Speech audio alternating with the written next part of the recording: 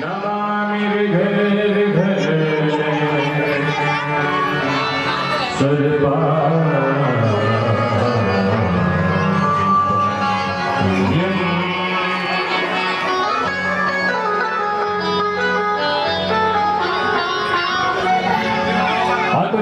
नाम है शैलापदे हम धनुज वर्ग साम ज्ञानी नामाग्रगण्यम सकल गुण निधानम वाणिराणाम रघुपति प्रिय भक्तम वातेजतम नमः।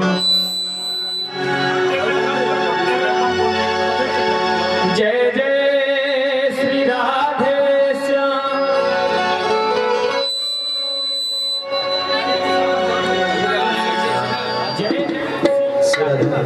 जय श्री राम। जय जय श्री राम।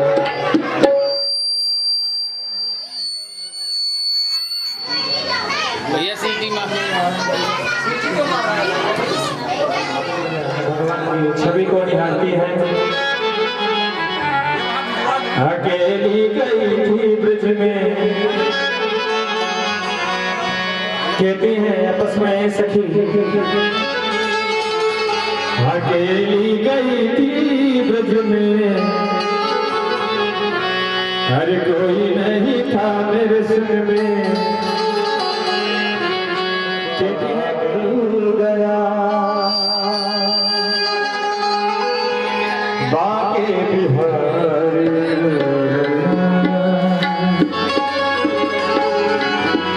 बोले श्री बाके बिहारी लाल की।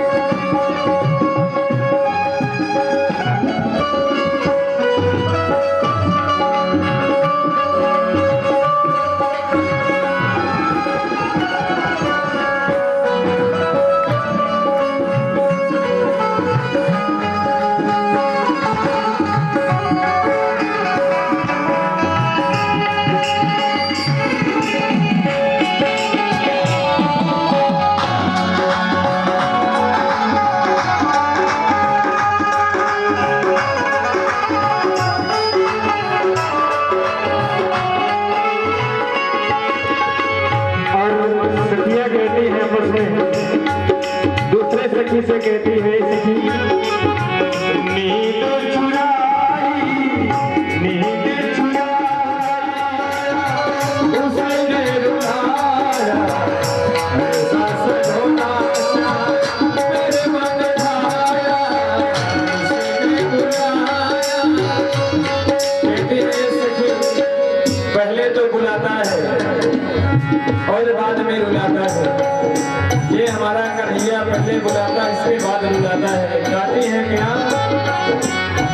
उसने बुलाया, उसने बुलाया, उसने रुलाया, ऐसा सलोना मेरे मन भाया, उसने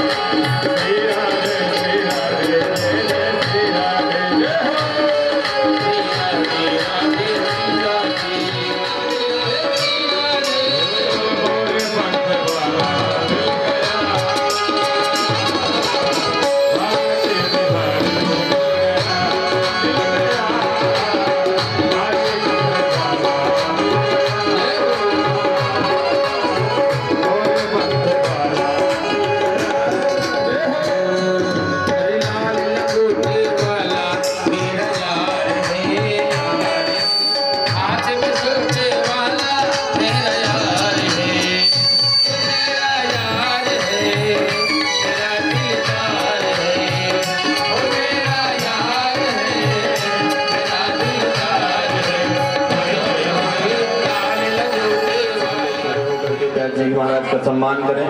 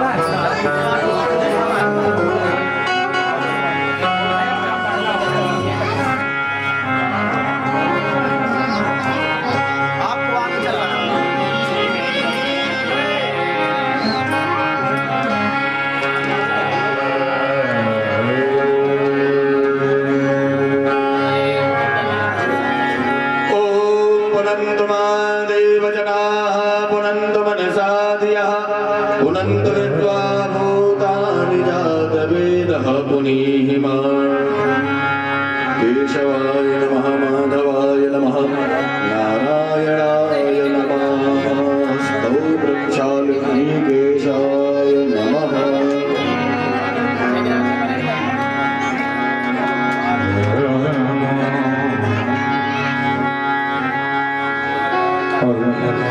सभी भक्तगण भगवान के पावन दरबार में कथा का सुंदर स्वागत करें। कृष्णाय वासुदेवाय हरये परमात्मने प्रणतः क्लेशनाशाय गोविन्दाय नमो नमः। यं प्रव्रजन्तमनुपेदमपेदकृत्यं द्वैपायनो विरहकातर आजुहाव पुत्रेति तन्मयतया तरवो विनेदो तं सर्वभूतहृदयं मुनिमानतोऽस्मि। ॐ भूर्भुवस्सुवान्नाभ्यां नमः श्रीमद्भागवत महापुराणाय नमो नमः। ध्यानं करोमि समर्पयामि। नीचे कर दी ये बात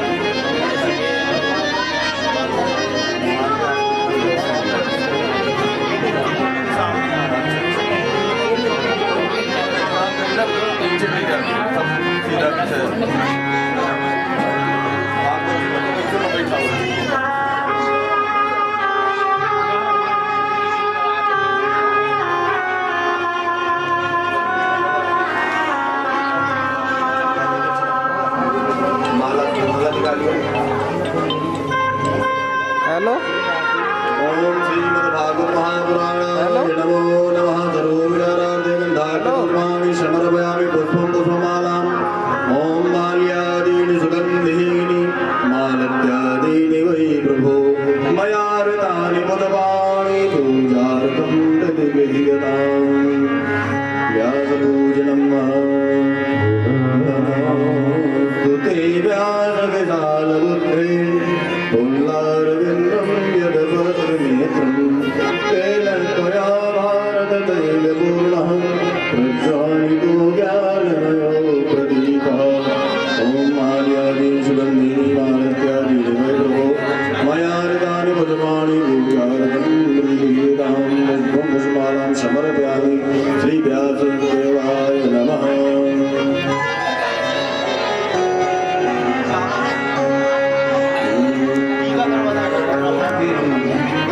चालू हो जाओ महाराज थोड़ी सी तरह हो जाए। मैली चादर ओढ़ के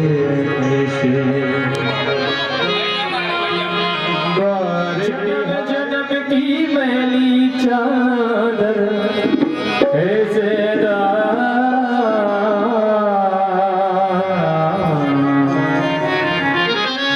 कैसे दाग छूटा मैली चादर मैली चादर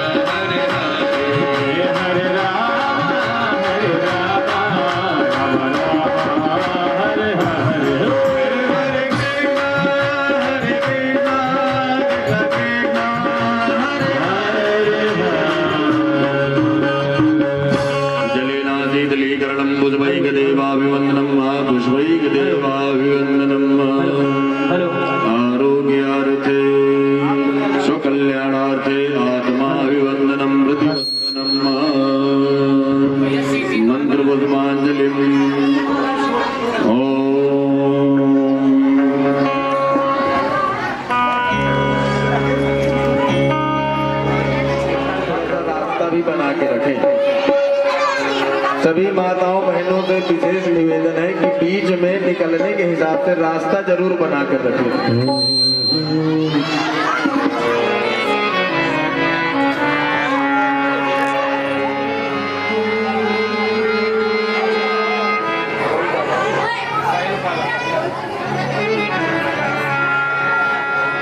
श्री सरस्वती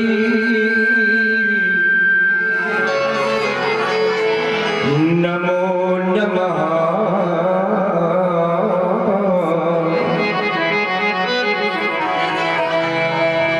श्री गुरुदेव चरण कमले श्री गुरुवे नमः।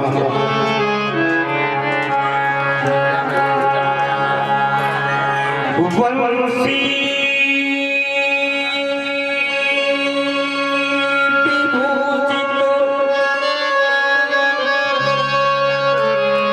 करण नवनीत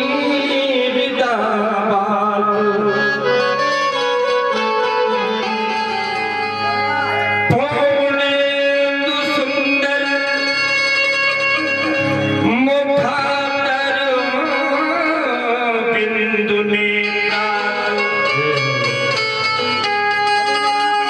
कृष्णापरं किमपि तत्तो मां न छोड़ के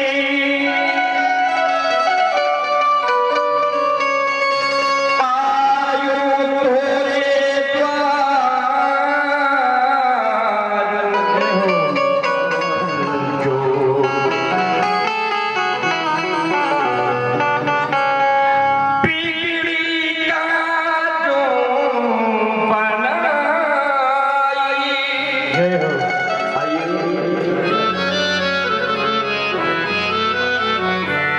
आज की कथा में प्रवेश करने से पूर्व नित्य प्रति की भागवत नाम संकीर्तन करते हैं और जैसा कि आप सभी जानते हैं, आपको सबको पता है कि आज हमारे बाके बिहारी आने वाले हैं।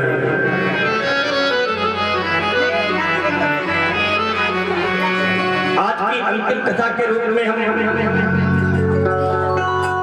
भगवान श्री कृष्ण जी का जन्म उत्सव मनाएंगे। आज हमारे कन्हैया हमारे बीच में आएंगे, तो आइए सभी लोग मिलकर के अपने कन्हैया को मनाते हैं कि हे मुरलीधर, हे कृष्ण कन्हैया,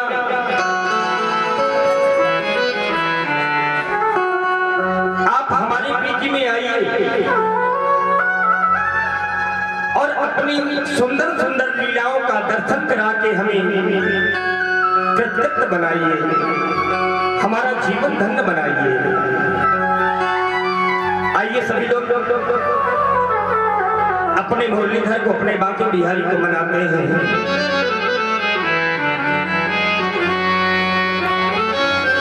राहे तके मेरे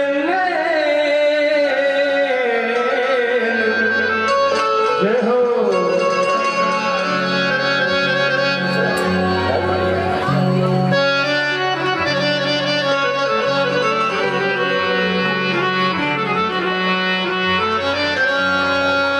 राहे तके मेरे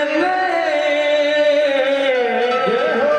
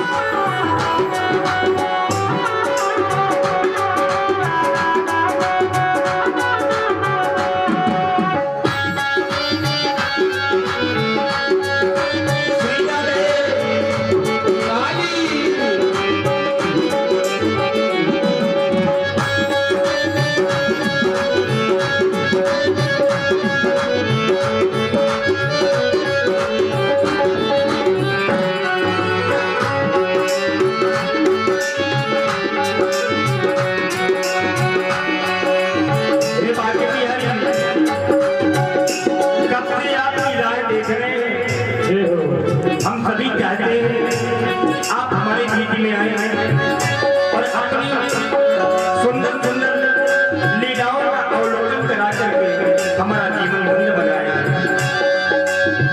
जन्म जन्म से पंथ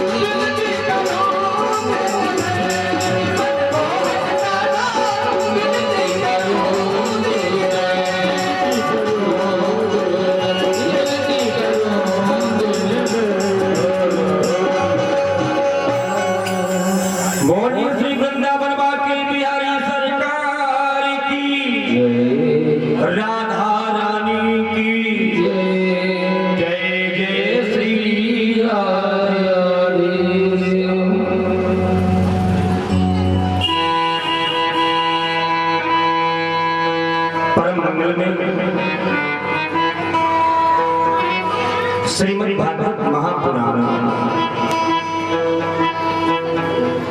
परमहंसों की संगीता, वैष्णव संतों का परम धन श्रीमद् भागवत महापुराण उन आनंद कंद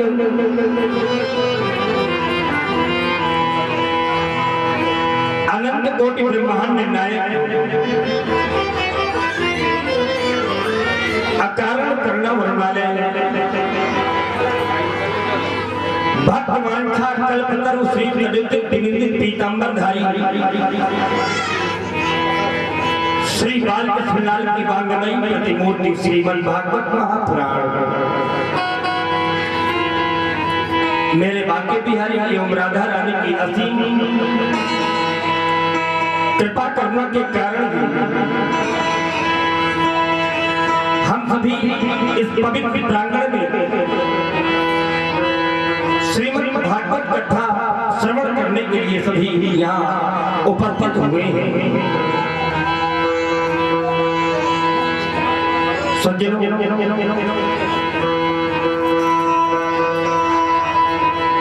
इस संसार में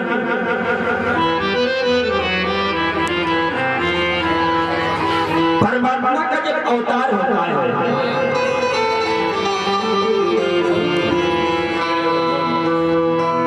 पूर्ण कलाओं के साथ में जब भगवान अवतार लेते हैं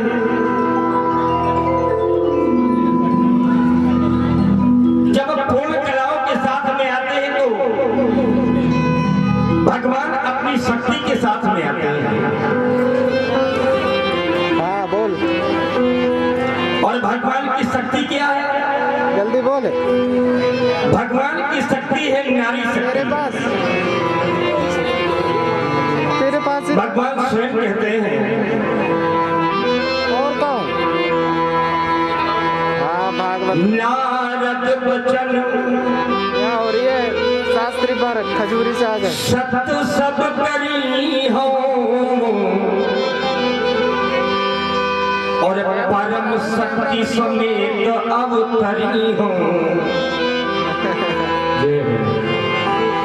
भगवान की शक्ति है नारी शक्ति। कुछ काम है? कभी साथ में राधा जी के आते हैं तो कभी साथ में सीता जी को लाते हैं। शाम को करूँगा, अभी फिलहाल 6 बजे तक फ्री ना होगा। हमारे गुरुदेव भगवान कहा करते थे कि संसार में सबसे प्रधान स्थान नारी का है।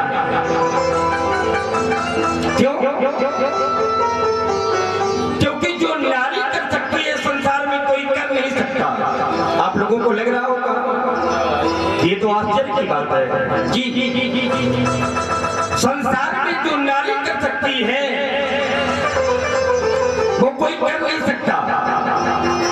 एक बार प्रश्न आया कि शरीर से जब प्राण निकल जाते हैं तो क्या पुनः शरीर में प्राण वापस आ सकते हैं? क्यों भाई? उत्तर मिला नहीं आ सकते। लेकिन ये शक्ति नारी शक्ति में है। ये शक्ति नारी में है।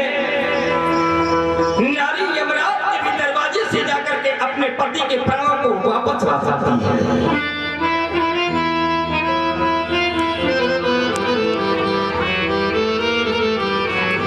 किसी ने लिखा नारी प्रकृति को भी अपने हृदय में संभाल सकती है। प्रकृति को भी अपने हृदय में संभाल सकती है। हर रूप में हर रंग में खुद को ढाल सकती है। और अगर पति परमेश्वर भी कभी इसे छोड़ देता है तो मेहनत मजदूरी करके भी बच्चों को ये नारी शक्ति है। और इसीलिए पहले है नारी फिर पीछे नारायण है।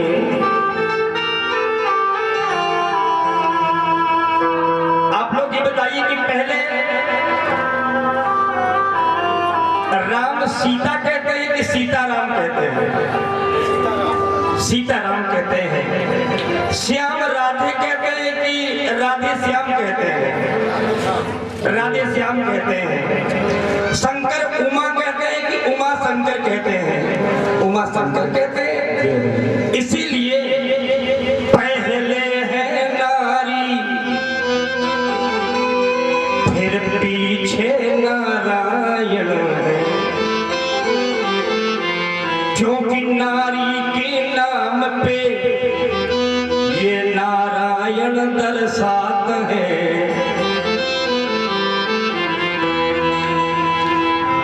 नारी से ध्रुव प्रहलाद को जन्म भयो। आपने देखा ध्रुव जी की माता सुनीति और प्रहलाद जी की माता कयाधु।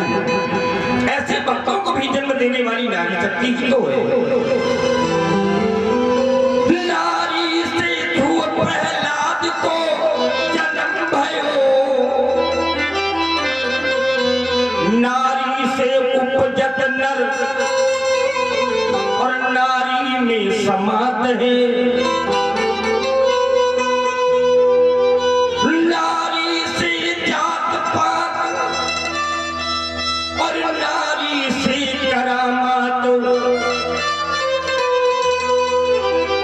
और एक नारी ये भी होती है तो नारी के छूट दिया ही छूट जात। कथाओं के माध्यम से आप लोग सभी ये सुनते हैं। इसलिए नारी शक्ति का सम्मान हर घर में और प्रत्येक समाज में होना चाहिए। कल की कथा के अंतर्गत आपने प्रहलाद जी का अंतिम कथा के रूप में बड़ा ही सुंदर चरित्र श्रवण किया।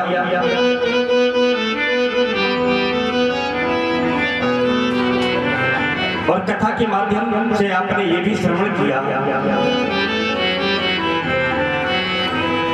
कि भगवान अपने भक्त की बात को रखने के लिए खंभा फाड़ करके नरसिंह के रूप में प्रकट हो गए थे। इस बात का ये प्रमाण है कि हमारे अंदर भक्ति तो होना चाहिए और अगर हम पूर्ण समर्पण के साथ में भगवान की भक्ति करते हैं तो भगवान अपने भक्ति की रक्षा के लिए अपनी भक्त की बात की रक्षा के लिए भगवान खंभा फाड़ करके प्रकट हो जाते हैं। आज भी भगवान प्रकट हो जाएंगे, प्रहलाद होना तो चाहिए। हम प्रहलाद बन ही नहीं पाते हैं। सूर्य अनेक फिरे पद गावत पद सूर सुस्वाद कहाँ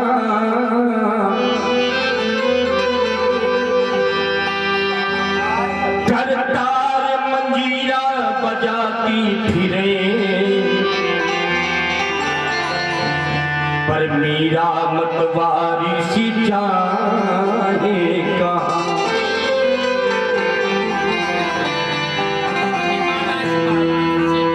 श्री राम कथा बहुतों ने लिखी पर मीरा मतवारी सी चाहे कहाँ।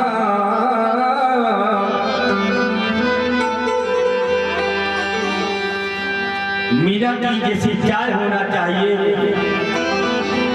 श्री राम कथा बहुतों ने लिखी पर तुलसी जैसी मर्याद कहाँ। खम्भन खम्भन नरसिंह बसे पर प्रकटावन को प्रहलाद कहाँ। हमारे अंदर भक्ति तो होना चाहिए। हमारी भक्ति को देख करके ही भगवान प्रकट हो जाते हैं। नाम की बड़ी महिमा है और नाम महिमा के अंतर्गत आपने अनेक कथाएं श्रवण की हैं। मेरे बंधुओं, आचार्य सुखदेव जी महाराज कहते हैं, राजन परीक्षित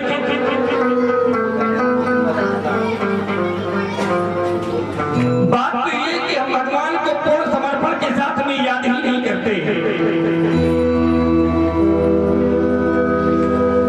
हम लोगों के जीवन में सुख आता है तो हम लोग भगवान को भूल जाते हैं। दुख आता है तभी भगवान का नाम लेते हैं, हे भगवान हमारी रक्षा करो। लेकिन अगर सुख में भी हम भगवान का स्मरण करें तो विश्वास करिए जीवन में कभी दुख आएगा ही नहीं।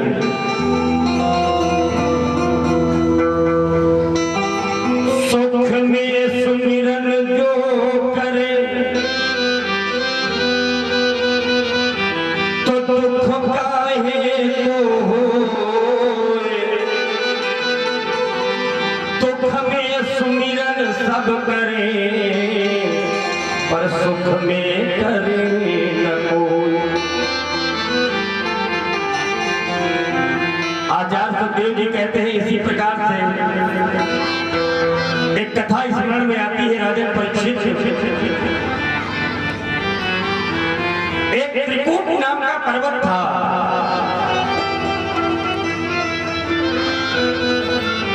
उस पर्वत में अनेक वन्यजीव निवास किया करते थे। वहां का जो राजा था वो गजेंद्र नाम का एक हाथी था।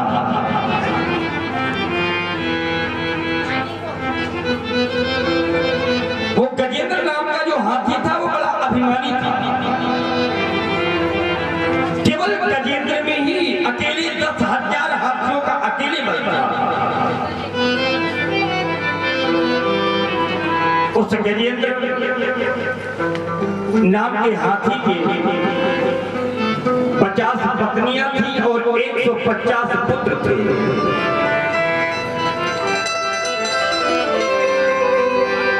परिवार को साथ में लेकर के एक बार वो गजेंद्र नाम का हाथी वन में विचरण कर रहा था। तो बीच बीच में जो जंगली जीव मिला करते थे सबसे पूछा करता था, क्यों किसी बात का कोई कष्ट तो नहीं? सब लोग कह दिया करते थे आपके पास कोई कष्ट नहीं है, सब बढ़िया है। गजेंद्र कहता नहीं कोई कष्ट हो तो मुझे बताना। वो इतना बलशाली था गजेंद्र कि उससे शेर भी डरा करते थे। एक बार की बात है, गजेंद्र अपने परिवार के साथ में स्नान करने के लिए एक सरोवर में गया।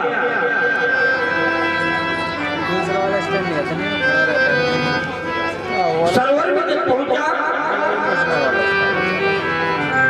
परिवार के साथ में स्नान करने लगा। बहुत अभिमानी था। एक बात मैं बताऊं, ज्यादा बोझ लेकर के चलने वाले अक्सर डूब जाया करते हैं। ज्यादा बोझ लेकर के चलने वाले अक्सर डूब जाया करते हैं। और वो बोझ चाहे सामान का हो और चाहे अभिमान का हो, वो तैरते तैरते भी डूब गए जिन्हें खुद पर गुमान था। वो तैरते तैरते भी डूब गए जिन्हें खुद पर गुमान था। लेकिन वो डूबते डूबते भी उतर गए जिन पर मेरा बाके बिहारी मेहरबान था। बहुत अभिमानी था वो हाथी। परिवार के साथ सरोवर में स्नान करने लगा तो एक गिराह ने उसका पैर पकड़ लिया। एक था, सभी जानते हैं, सुना होगा सभी लोगों ने कथाओं के माध्यम से। एक गिराह ने उसका पैर पकड़ लिया तो हाथी सोचने लगा कि कोई जल जीव होगा, मैं जंगल का राजा हूं, मुझे प्रणाम करने के लिए आया है। मेरा पैर पकड़ करके मुझे प्रणाम कर रहा होगा। लेकिन कुछ समय पश्चात उसने देखा कि वो गिराह उसके पैर में अपनी पकड़ मजबूत कर रहा है। कुछ देर बाद गिराह को लगा कि जैसे रक्त चूसने लगा हो। अब गिराह को लगा कि मैं कमजोर हो रहा हूं। क्षण प्रतिक्षण वो गिराह गजेंद्र का पैर अपनी ओर खींचने लगा, जल में डुबोने का प्रयास करने लगा। जब उस गजेंद्र को लगा कि अब ये अपनी ओर खींच रहा है तो उसने अपनी शक्ति का परिचय दिया, अपना पैर छुड़ाने का प्रयास करने लगा। लेकिन एक बात हम बताएं, वो जो गिराह था वो जल जीव था और जल जीव की शक्ति जल में अधिक होती है। हाथी को लगा कि मैं कुछ कर नहीं पाऊंगा तो उसने अपने परिवार को पुकारा, अपने पुत्रों को बुलाया, अपनी पत्नियों को बुलाया और कहा कि मुझे जल में कोई खींच रहा है, मेरी सहायता करो। सभी पत्नियों ने और पुत्रों ने सूंड में सूंड मिलाकर गजेंद्र को खींचने का प्रयास किया। लगातार 3 महीने तक गजेंद्र को खींचते रहे लेकिन कोई बस नहीं चला। जब कोई बस नहीं चला तो अपने अपने सूंड अलग कर लिया और हाथी गजेंद्र को उसी स्थिति में छोड़ करके सब चले गए। वो गजेंद्र अपने परिवार को बुलाता रहा, अरे मेरी रक्षा करो। संसार के लोग जब मुंह मोड़ करके चले जाते हैं तो सहारा केवल मेरे बांके बिहारी का होता है। गजेंद्र ने सोचा अब मेरी कोई रक्षा नहीं कर सकता सिवाय मेरे परमात्मा के। गजेंद्र सोचने लगा संसार के लोगों से सहायता क्या मांगना, अगर सहायता मांगना है तो मैं अपने परमात्मा से मांगता हूँ। और उसी समय गजेंद्र ने भगवान को पुकारना प्रारंभ किया। जब नाव भंवर में फंसती है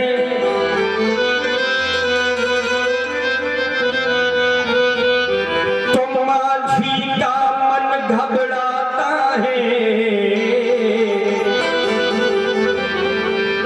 तब भक्तों की आवाजों में वो भगवान बुलाया जाता है।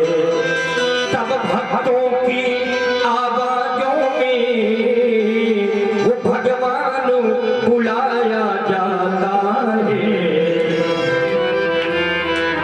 जब ग्राहन गज को पकड़ लिया, जब ग्राहन गज को पकड़ लिया, तब डूब रहा था तब जल में। गजेंद्र ने कहा जो प्राणियों में सत्य का संचार करते हैं, सभी प्राणियों में सत्य का संचार करने वाले परमात्मा है, प्रभु मेरी रक्षा करो। संसार में सभी प्राणियों को भेजने वाले आप हैं, जन्म देने वाले आप हैं, पालन पोषण करने वाले आप हैं। हे प्रभु भाई आज मेरे ऊपर दुख आया है, मेरी रक्षा करो। पानी मंगा। तीन दयालु बिरद संभारी, तीन दयालु बिरद संभारी, तीन दयालु बिरद संभारी। हर हो नाथ बाबा, हर हो नाथ बाबा, हर हो नाथ बाबा, संकट भारी। तीन दयालु बिरद संभारी, तीन दयालु बिरद संभारी। हर हो नाथ बाबा, संकट भारी, हर हो नाथ बाबा, संकट भारी, हर हो नाथ बाबा, संकट भारी, हर हो नाथ बाबा, संकट भारी। गजेंद्र भगवान को पुकारता है और भगवान ने सुनेरी मैंने निर्मल के बलराम इसे त्याग करते हुए त्रिकोण पर्वत में उस सरोवर के समीप में आए। गजेंद्र ने देखा कि भगवान गरुड़ ने बैठ करके आकाश मार्ग पर दर्शन दे रहे हैं, तो गजेंद्र ने वहीं से कमल का पुष्प तोड़ा और भगवान की ओर उछाल दिया। भगवान ने उसकी विनय को स्वीकार किया और अपने चक्र सुदर्शन से उस गाय की ग्रीवा का छेदन कर दिया। बोलिए भक्त वत्सल भगवान की हो। आचार्य सुखदेव जी महाराज कहते हैं भगवान की भक्ति की तीन धाराएं होती हैं। पहली धारा का नाम है विश्वास।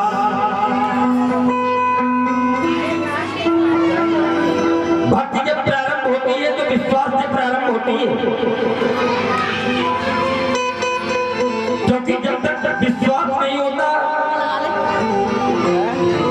तब तक भक्ति नहीं हो सकती है।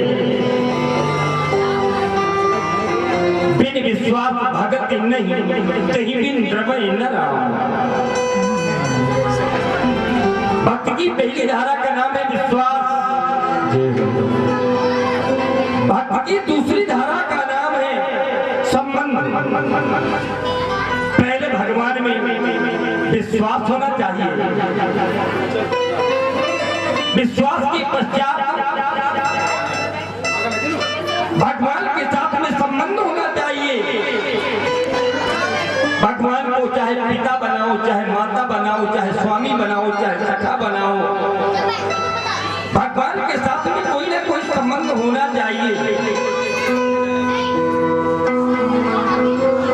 हमारे गुरुदेव भगवान संबंध और समर्पण, आचार्य सुखदेव जी कहते हैं, एक बार की बात है, दुर्वासा जी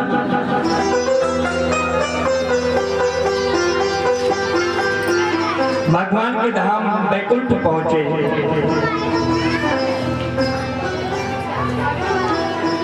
भगवान ने दुर्वासा जी को माला पहना करके स्वागत किया और वो माला पहने हुए दुर्वासा जी इंद्र लोक पहुंच गए। इंद्र के समक्ष पहुंच करके दुर्वासा जी ने वही माला इंद्र को पहना दिया। बड़े ध्यान से सुनिएगा, भगवान ने जो माला दुर्वासा जी को पहनाया था, वो माला दुर्वासा जी ने इंद्र को पहना दिया। इंद्र ने वो माला जहां पर हाथी बंधे रहते थे, वो माला हाथी के पैरों के नीचे डाल दिया और इसका परिणाम ये हुआ कि दैत्यों ने इंद्र का पद छीन लिया, इंद्रलोक में चढ़ाई कर दी और दैत्यों का राजा बलि स्वयं इंद्र बनकर के बैठ गया। अब देवता बेचारे इधर उधर घूमने लगे, क्योंकि इंद्रलोक पर दैत्यों का अधिकार हो गया।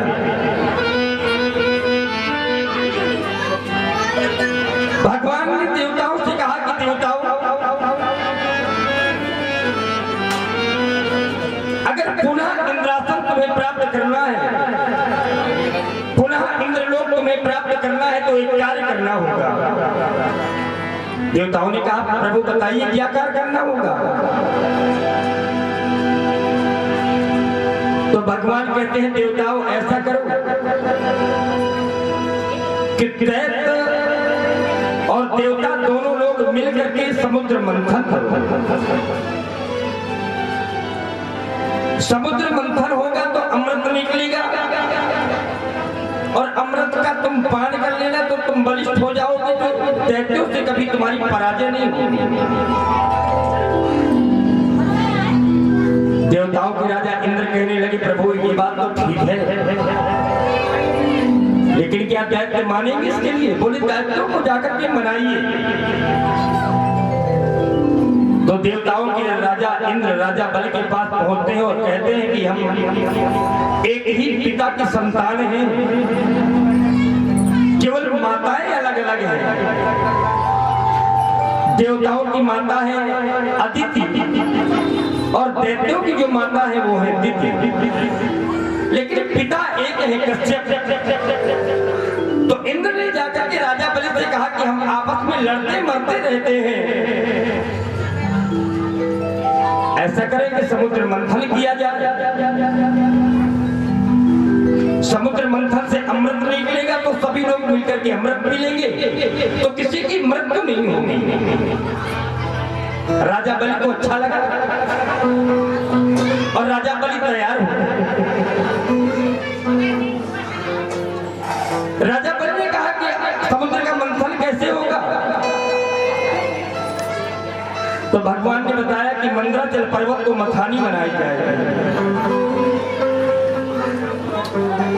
मंदराचल पर्वत देवता और दैत्य मिलकर के उठाने लगे, उठा करके लाए तो बीच में मंदराचल पर्वत गिर गया तो बहुत से दैत्यों को तो हाथ पैर टूट गए। तो दैत्य कहने लगे ले पी ले उमर हो जाओ अमर।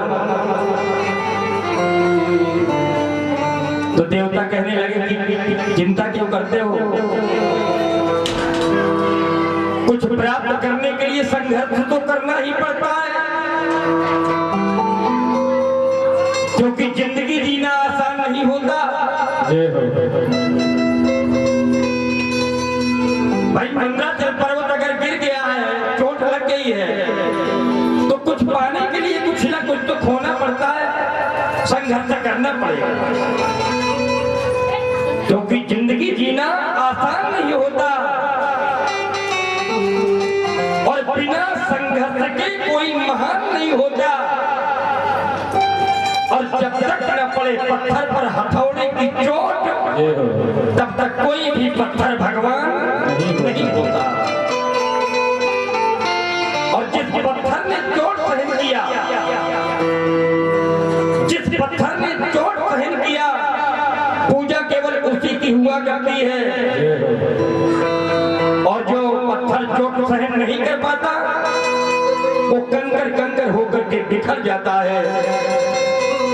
एक पत्थर चोट खाकर कंकर कंकर हो गया, एक पत्थर चोट खाकर कंकर कंकर हो गया, लेकिन एक पत्थर चोट सहकर वो तो शंकर शंकर हो गया, वो शंकर शंकर हो गया। कहने का तात्पर्य कि कुछ लोग होते हैं जो चोट खा करके बिखर जाते हैं। चोट तो सभी को लगती है संसार में आने के बाद, संसार में आने के बाद चोट सभी को लगती है, लेकिन कुछ लोग होते हैं जो चोट खा करके बिखर जाते हैं, लेकिन कुछ लोग होते हैं जो चोट सहकर निखर जाते हैं।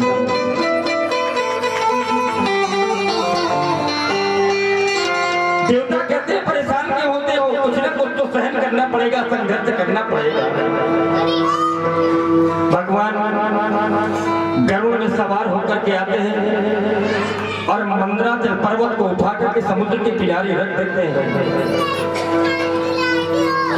अब रस्सी की आवश्यकता पड़ी, निकलना नहीं है, ये रहना। रस्सी कहाँ से आवे?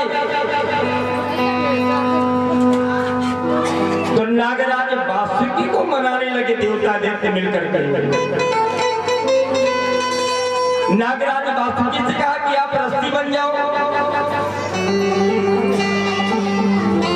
तो नागराज वासुकी ने कहा कि अमृत तुम लोग पियोगे और दुर्दशा में अपनी करवाओ।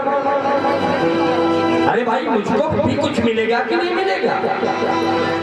तो देवताओं और दैत्यों ने कहा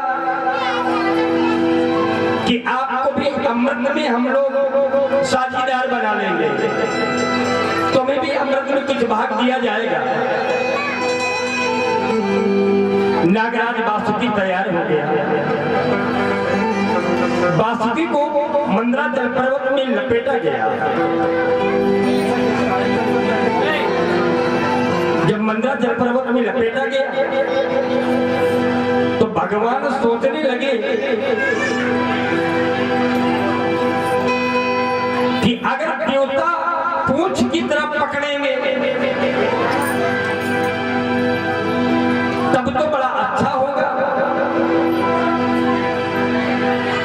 अगर दैत्यों को हम कहेंगे कि पूंछ की तरफ पकड़ो तो ये तैयार नहीं होंगे।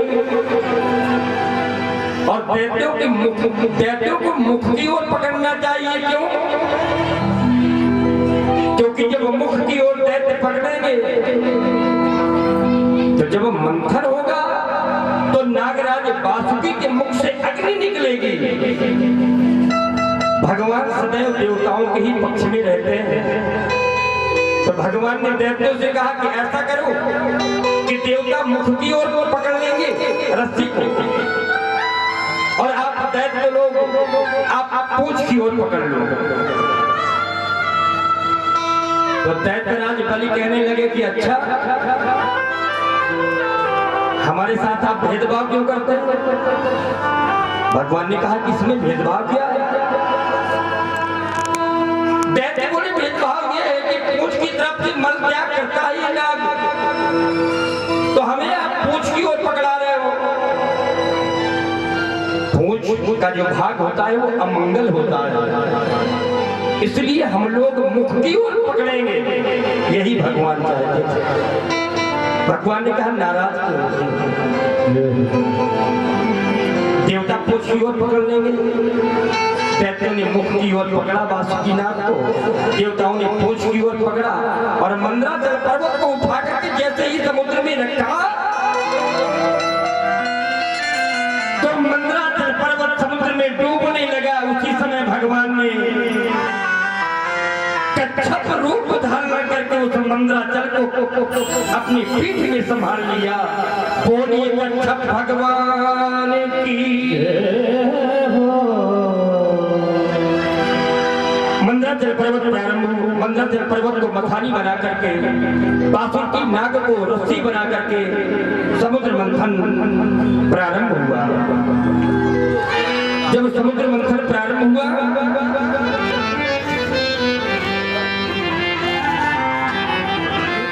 दोनों ओर से दैत्य और दानव अपनी अपनी ओर खींच रहे हैं। समुद्र हिलोरे मारने लगा और हिलोरे मारते मारते सबसे पहले क्या निकला? कालकूट नाम का जहर निकल आया।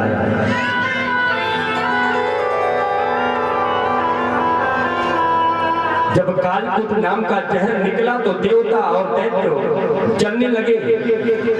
तो भगवान से हाथ जोड़ करके बोले कि अमृत पाने के लिए हम समुद्र मंथन कर रहे थे, ये क्या हुआ? ये तो उल्टा हो गया, ये जहर निकल आया।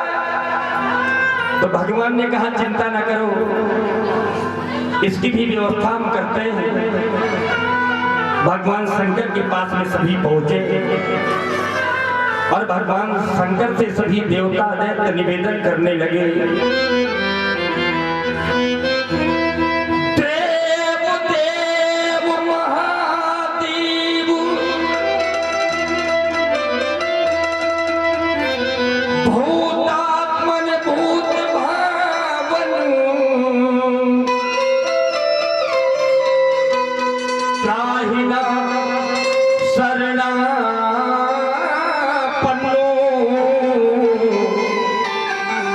लोक दहना विषातु। हे देवों के देव महादेव, आपकी शरण में आए हैं। ये जो कालकूट नाम का जहर निकला है, इससे सारा संसार जल जाएगा। हे प्रभु, आप ही हमारी रक्षा करिए, आप हमारी रक्षा करिए। तो भगवान शंकर माता पार्वती से कहने लगे कि देवी सुन रही हो, ये देवता आए हैं और कह रहे हैं कि कालकूट नाम का जहर निकला है। देवी, ये देवता मुझे जहर पिलाने के लिए आए हैं। माता पार्वती भगवान शंकर के प्रताप को भली भांति जानती हैं। माता पार्वती ने कहा कि जैसे सबका हित हो आपको वही करना है प्रभु। भगवान शंकर ने ततः करतलीकृतो व्यापि हलालमो विषम। भगवान शंकर ने अपने दोनों हाथों को जोड़ करके अंजलि बनाई तथा करतलीकृत और विष को पान करने लगे। जैसे ही विष को पान करने लगे, विष कंठ में पहुंचा तो अचानक भगवान को याद आया, भगवान भोलेनाथ को, कि मैं जहर पी रहा हूं और मेरे गले के माध्यम से ये जहर मेरे हृदय में जाएगा में तो मेरे राम जी का वास है। ये जहर मेरे हृदय में पहुंचेगा, हृदय में मेरे राम जी का वास है, मेरे राम जी को बड़ा कष्ट होगा। तो उसी क्षण भगवान शंकर ने उस कालकूट जहर को अपने गले में रोक लिया। परिणाम ये हुआ कि गला नीला पड़ गया और तभी से भगवान का एक नाम भगवान शंकर का एक नाम पड़ गया, नीलकंठ भगवान। बोलिए नीलकंठ भगवान की जय।